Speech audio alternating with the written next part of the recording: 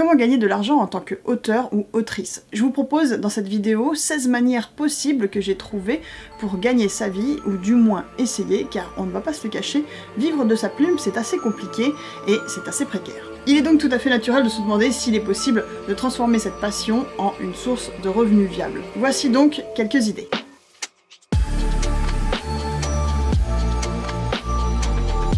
Mais juste avant de commencer, je vous rappelle que je vous offre un cours gratuit « Comment optimiser l'envoi de son manuscrit aux éditeurs ». Le lien, il est juste en dessous, dans la description. Le cours est gratuit et je vous partage synopsis, lettre d'intention, plein de documents qui vous seront utiles. C'est complètement gratuit, allez-y, n'hésitez pas.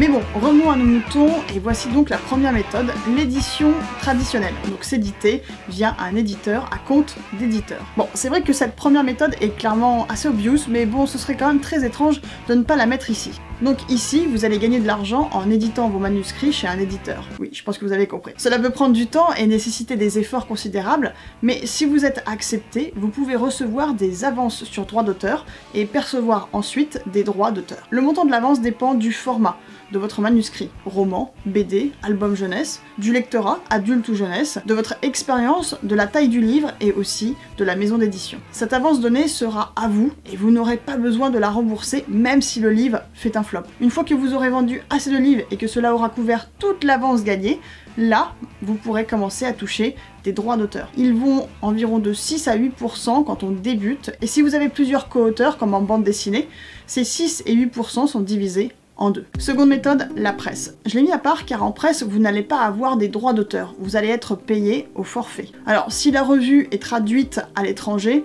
vous retoucherez un peu d'argent selon le forfait négocié avec la maison d'édition en amont. Et quand je parle de presse, je parle ici de textes dans des revues comme Pomme d'Api ou Poppy par exemple. Méthode numéro 3, l'auto-édition. Ici, vous allez publier vos œuvres de manière indépendante via des plateformes d'auto-édition comme par exemple Amazon KDP. Mais il en existe plein d'autres. En auto-édition, vous aurez un plus grand contrôle sur le processus et une part plus importante du gâteau. Par contre, ce sera à vous de faire la com, la couverture, la mise en page et j'en passe. Et tout ça de votre poche bien sûr. Vous pouvez aussi imprimer vos livres chez un imprimeur et faire appel à votre communauté si vous en avez pour proposer des préventes via des plateformes comme Ulule ou Kickstarter. Nouvelle méthode, les réseaux sociaux. Vous pouvez animer un compte Instagram, TikTok, YouTube ou un autre sur votre passion, donc l'écriture. Vous pourrez ensuite monétiser vos vues et travailler avec des marques qui sponsoriseront vos contenus. Bon, entre nous, il faut travailler pas mal, je parle en années, pour réussir vraiment à gagner un petit peu. En tout cas, là je parle de YouTube. Pour vous donner un exemple sur ma chaîne, avec un peu plus de 2000 abonnés sur YouTube, je n'ai jamais fait de sponsoring et les revenus publicitaires me font gagner par an environ 140 €. Wouhou! Sinon, avec les réseaux sociaux, vous pouvez aussi gagner de l'argent grâce à l'affiliation. Si vous ne savez pas ce que c'est, par exemple, si vous mettez en avant dans votre vidéo un livre ou un objet et que vous proposez en description un lien affilié, vous pouvez gagner quelques euros si vos abonnés achètent en utilisant votre lien. Ça peut être parfois aussi très intéressant. Nouvelle méthode, les cours en ligne. Vous pouvez créer des cours en ligne et les vendre sur des plateformes comme Udemy, Skillshare, Podia, etc. Cela peut représenter de bons revenus à côté, mais il faudra se faire connaître. Enfin, oui et non. Parce que si vous n'avez pas de communauté, c'est toujours possible. Dans ces cas-là, il faudra mettre ses cours sur Udemy, mais de mémoire, ils se prennent un bon gros pourcentage.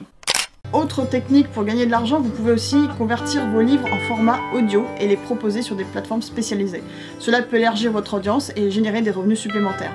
Pour info, je suis en train de faire des recherches sur ce sujet et je vous propose une vidéo très vite. Nouvelle technique, les conférences et les ateliers. Si votre livre traite d'un sujet spécifique, proposez des conférences ou des ateliers payants sur des salons. Alors moi je n'en ai pas encore fait, donc je peux pas vous dire exactement combien ça m'a rapporté, mais la charte des auteurs et illustrateurs jeunesse a des recommandations tarifaires pour 2024 et les voici. Pour une intervention en salon, une table ronde avec au moins 3 auteurs-autrices, eh bien vous comptez 179,06 €, attention c'est important, brut hors taxe. Autre méthode pour gagner de l'argent, les dédicaces. Certains salons rétribuent les auteurs, mais c'est très rare. Donc voilà, ne comptez pas dessus pour gagner énormément d'argent. Ouh, j'ai soif.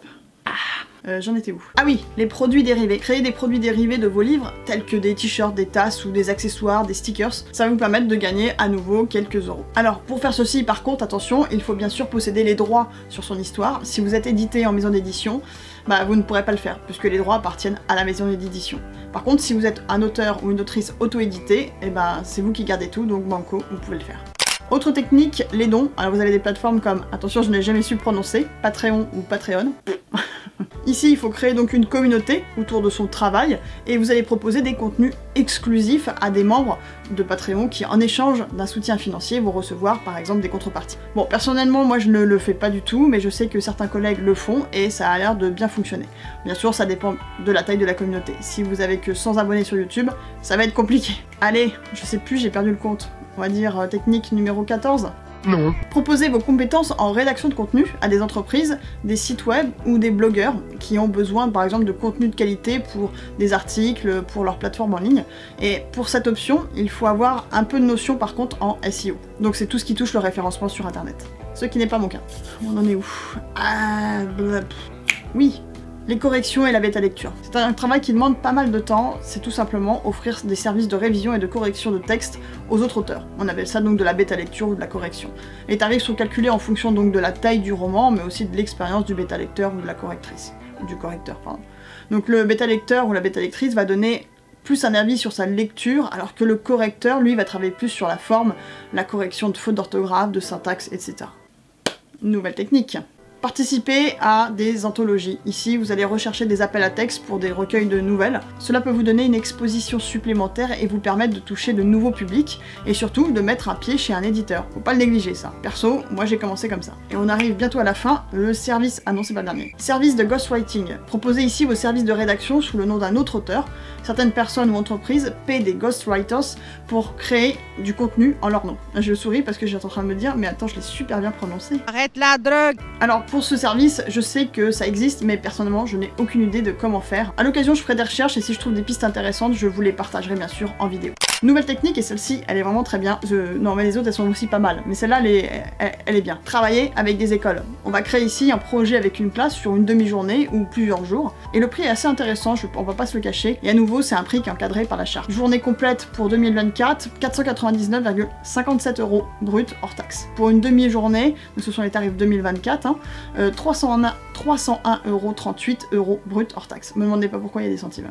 Je ne sais pas. Traduction, si comme moi vous êtes bilingue en anglais, non, et que vous êtes donc capable de travailler dans plusieurs langues, offrez vos services de traduction pour d'autres auteurs ou entreprises qui cherchent donc à élargir leur audience à l'échelle internationale. J'ai oublié, il y en avait un dernier, donc c'est pas 16 mais 17, le bonus de fou. La lecture performance. Alors ça c'est quelque chose, j'y ai pensé parce que on le voit de temps en temps dans les films américains, je ne sais pas si ça se fait vraiment en France, donc c'est vraiment le bonus de fin. La lecture performance c'est en gros quand quelqu'un lit un texte dans un lieu public, dans une bibliothèque et ils sont tous avec leur petit thé, ils font...